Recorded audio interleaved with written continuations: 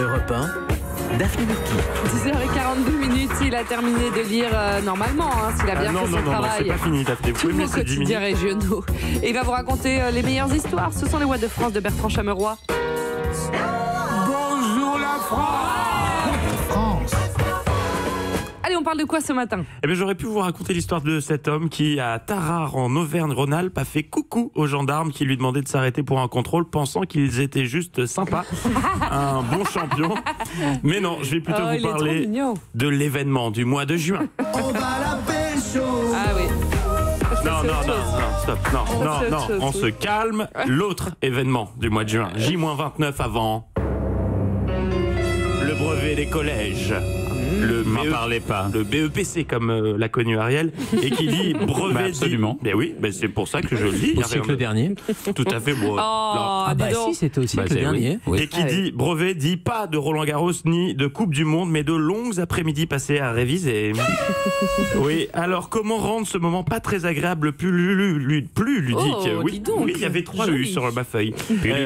La start-up hollandaise Hack Schooling and Innovation Institute, spécialisée dans l'accompagnement scolaire, a peut-être la solution. La maman robot.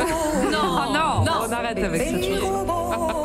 Eh oui, la maman robot et son fabuleuse bébé. chanson qu'on a redécouvert grâce à Cédric Villani, bien évidemment, qui nous porte chaque jour cette chanson depuis. Eh bien oui, la maman robot et son bébé robot seront les meilleurs amis des collégiens pour le brevet face à la demande des élèves et des parents déçus par les réponses pas toujours très fiables trouvées sur Internet.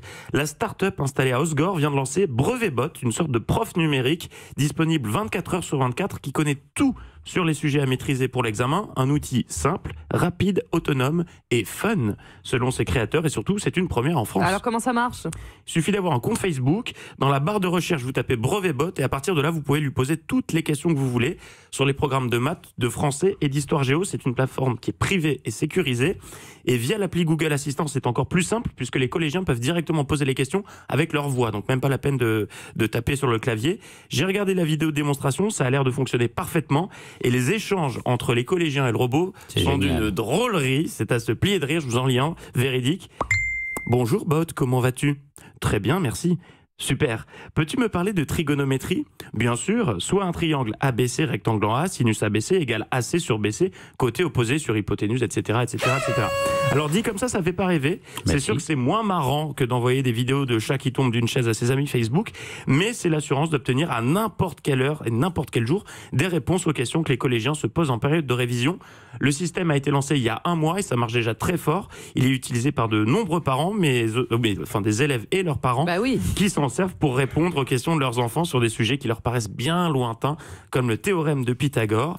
Et bonne nouvelle pour ceux que ça intéresse, les créateurs de BrevetBot prévoient de développer le même système pour le bac français l'an prochain et pour le bac général en 2020. Alors, bonne révision aux collégiens et surtout, merci à la maman robot. La maman robot. À son bébé robot. Il n'est pas hyper drôle, le robot. Il est sérieux, quoi. Enfin. Il est sérieux. C'est un outil qui vous aide pendant vos révisions, pendant vos examens. Merci pour ce coup de pouce. Et je suis là bon pour courage vous pour aider. le brevet, évidemment, chers auditeurs. Allez dans